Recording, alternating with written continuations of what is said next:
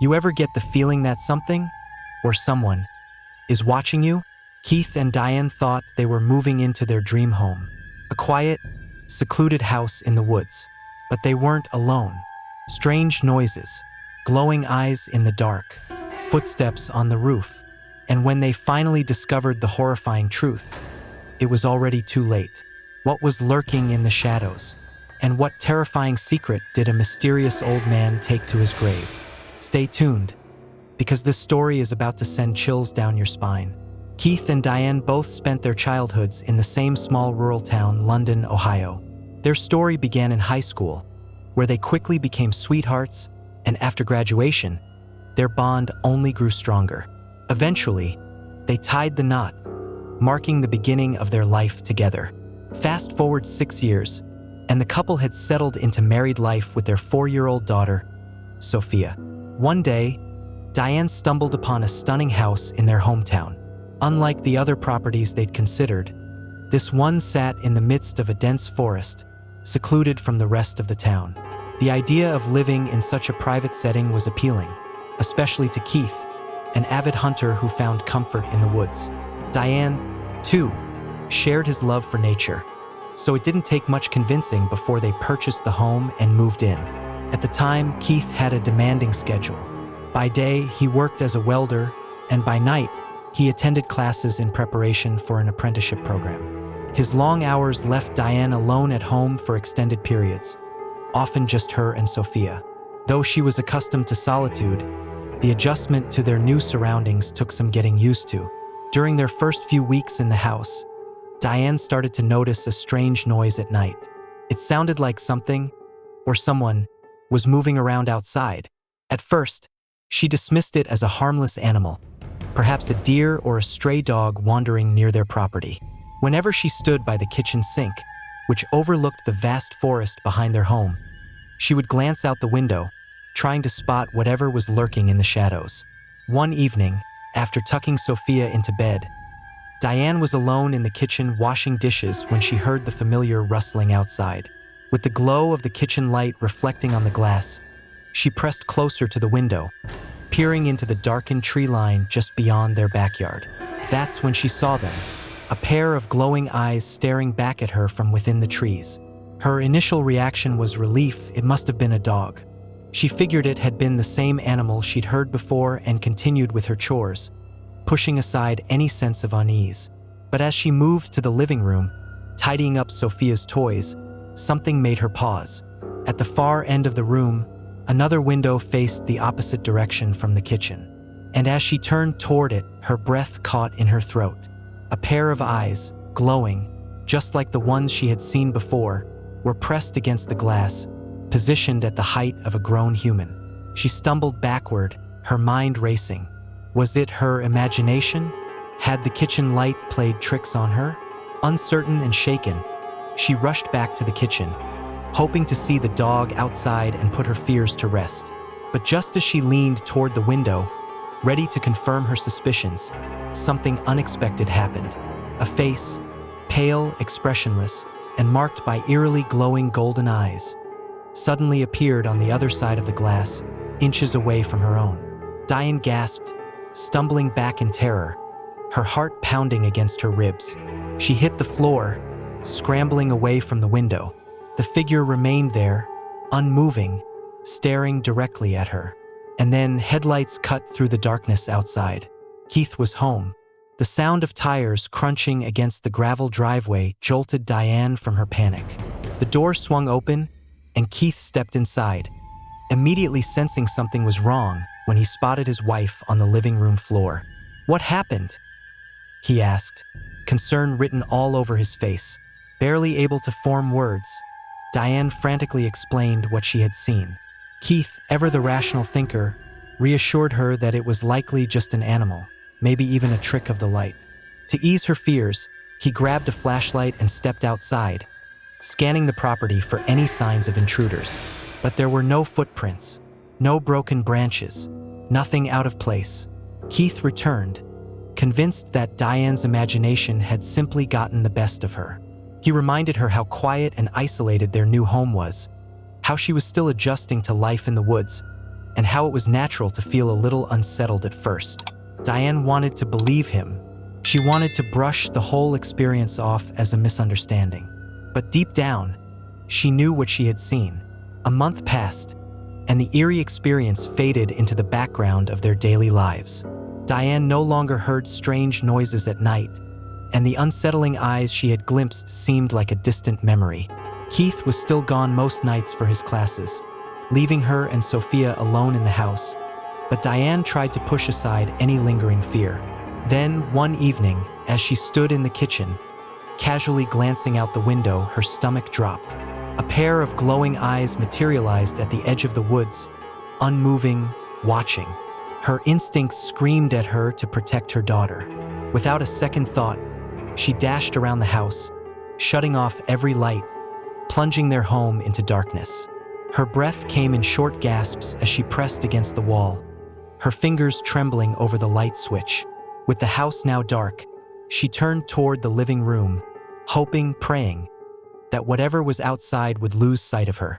And that's when she saw it.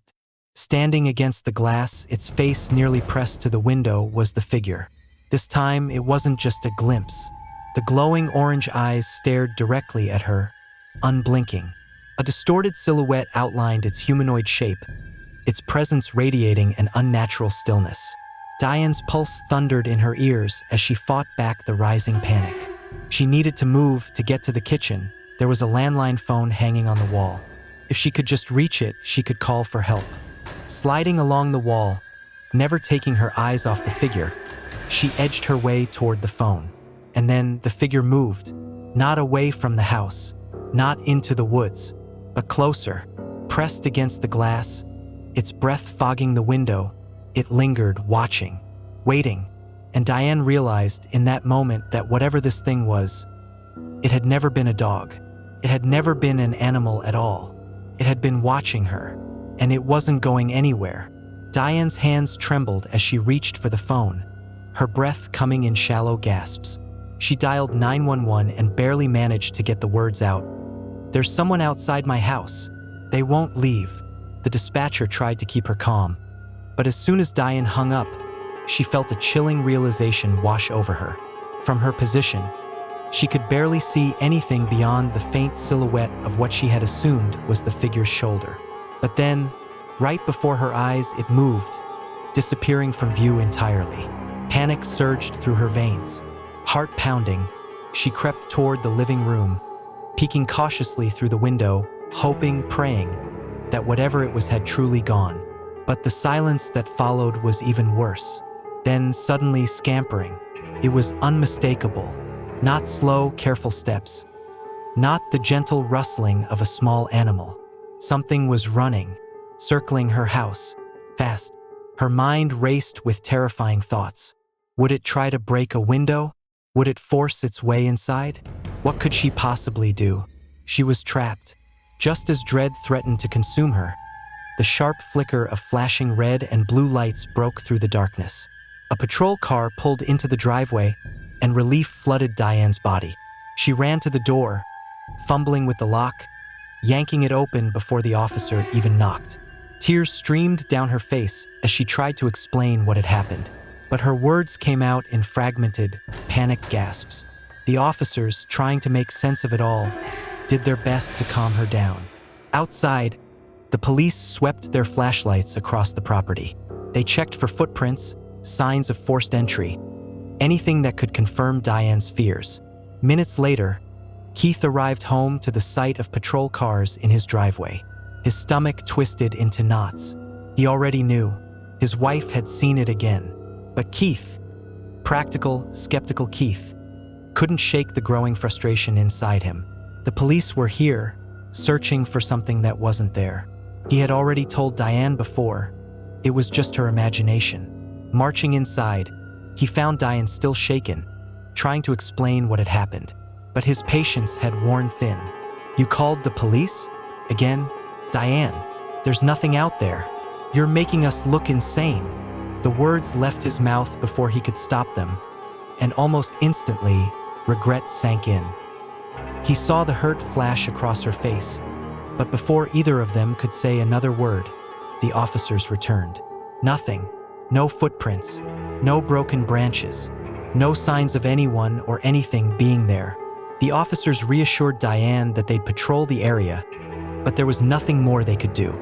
"Call us if anything else happens," they told her before leaving. As their headlights disappeared into the night, the house fell into a tense silence. Keith and Diane fought, and for the first time, Diane started questioning herself. Maybe Keith was right. Maybe the stress of being alone, night after night, was getting to her. Maybe she was letting fear take over. And so life went on. Weeks turned into months. The forest around their home grew quiet. No glowing eyes. No scampering sounds. Nothing. By the time December 1981 rolled around, the events of that terrifying night had become nothing more than a distant memory until the first snowfall. The storm had settled overnight, leaving a fresh blanket of snow across their property. That morning, before the sun had even risen, Keith woke up early, careful not to disturb Diane or Sophia. He decided he'd surprise them with breakfast, donuts, and coffee from the little shop in town. Still groggy, Keith bundled up, stepped outside, and started his car. The cold air bit at his skin as he rubbed the sleep from his eyes. As he adjusted his rearview mirror, something made him freeze. There was a figure standing behind his car. Keith's blood ran cold. He blinked. Gone. Snapping out of his stupor, he slammed the car into park, grabbed his flashlight, and bolted outside. His heart pounded as he scanned the yard, his breath curling into the frigid air. Nothing. But then he saw them. Tracks fresh, unmistakable footprints pressed into the snow. He knew where he had stepped. But these were new. Someone had been here. Gripping his flashlight, Keith followed the tracks cautiously, his mind racing. And then, as he reached the side of the house, he stopped dead in his tracks. The footprints didn't just lead around the house, they went up, onto the roof. Keith's stomach churned. The realization hit him like a brick. Whatever made these prints had climbed onto the roof. But where had it gone? Slowly, he stepped back, his eyes traveling up the side of the house. That's when he saw it. The tracks continued, leading to the second-story roof. His pulse thundered in his ears. Who or what was capable of this? Shoving his fear down, he ran back inside and grabbed the phone. "Dennis, you need to get over here. Now." Dennis, Keith's longtime hunting buddy, lived nearby. Within minutes, he pulled into the driveway. Keith was already outside. "What's going on?" Dennis asked.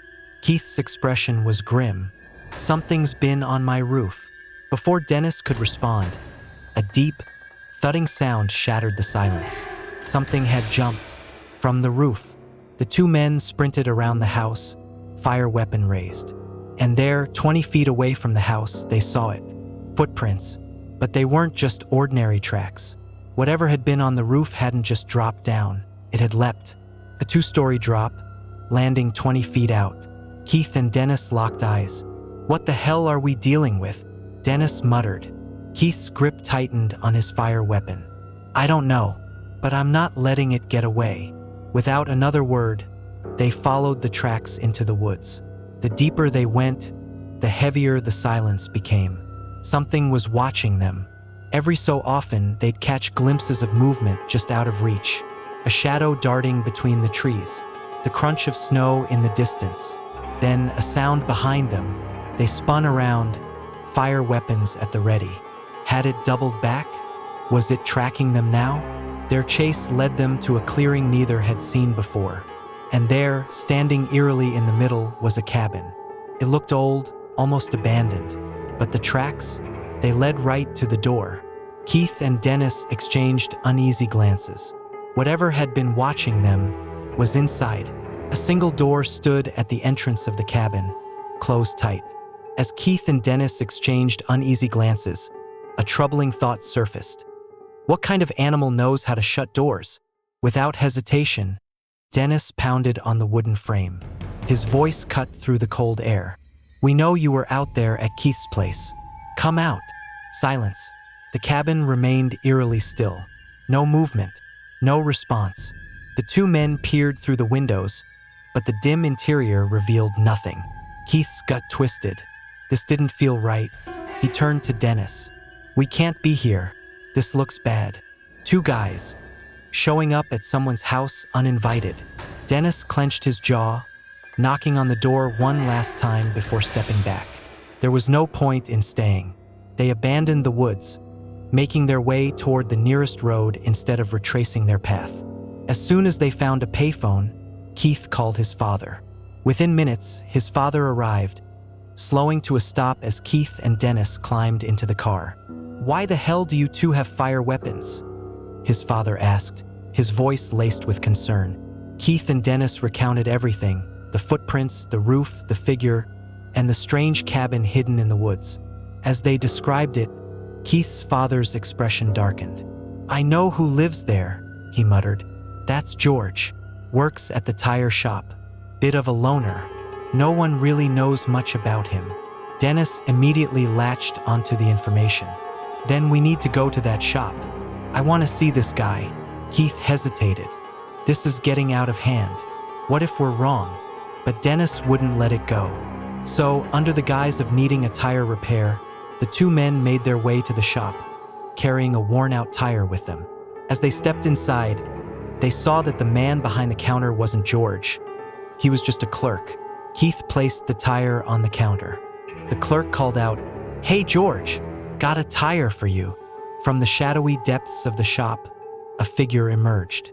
George was tall, at least 6 feet 5 inches, and older, but his most striking feature was his eyes. They burned with an unnatural orange hue. The moment his gaze met Keith's, recognition flashed across his face. Keith's stomach turned. George knew. Dennis and Keith stood frozen, staring at the man they had unknowingly stalked to his home. And George was staring right back. Without a word, he reached for the tire, keeping his movements slow and deliberate. Then, instead of walking back into the light, he rolled the tire into the middle of the floor, staying in the shadows. Keith swallowed hard. He doesn't want us to see him again. The two men left, uneasy. Dennis broke the silence first. "He's big. He fits the description. But does this make sense?" Keith frowned. "He's old. How would he get onto a roof? How would he leap 20 feet? Neither had an answer. And Keith, knowing there was no way to report this without incriminating himself, chose silence. He didn't tell the police. He didn't even tell Diane. She would demand they move, and financially that wasn't an option. For months, nothing happened. No strange footprints. No glowing eyes. Nothing. Until March 1982. Dennis showed up at Keith's house, urgency in his voice. "Get in. I need to show you something." Keith hesitated as Dennis started driving. The route was familiar, too familiar. Keith tensed. "We're not going back to that cabin. We can't." Dennis didn't slow down. "George is dead." Keith's breath hitched. George was gone. That changed everything. They pulled onto the single road leading toward the cabin. But before they could reach it, their path was blocked. A police cruiser sat in the middle of the road. Dennis rolled down his window. "Hey, officer." The cop recognized him, but his expression was unreadable. "What are you doing here?" Dennis explained how George had creeped around Keith's property, how the footprints had led back to the cabin. The officer didn't interrupt, but his face remained unreadable. Finally, he exhaled. "I shouldn't be telling you this." Keith and Dennis leaned forward. "Something's off about that cabin." Then, after a long pause, "Wanna look?" The two men nodded. Inside, the cabin was bare. A chair, a table, nothing else. No food, no clothes, no personal belongings. Nothing that suggested a man had lived here for decades. Keith shook his head. This guy had nothing? No bed.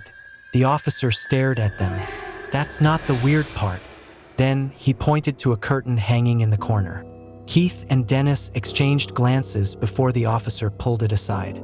Behind it was a metal door. Keith's stomach sank. The officer slid it open. A wave of rot and damp fur hit them, the sickening stench curling into their nostrils. The room beyond was lined with steel plates. The walls, the ceiling, everything was reinforced. And in the center, a thick, heavy chain. At the end of the chain, shackles. For wrists, and ankles. Deep scratches marred the walls, some old, some fresh. Keith's blood turned to ice. Something had been locked in here. Something had tried to claw its way out. Dennis and Keith left without a word, their thoughts racing.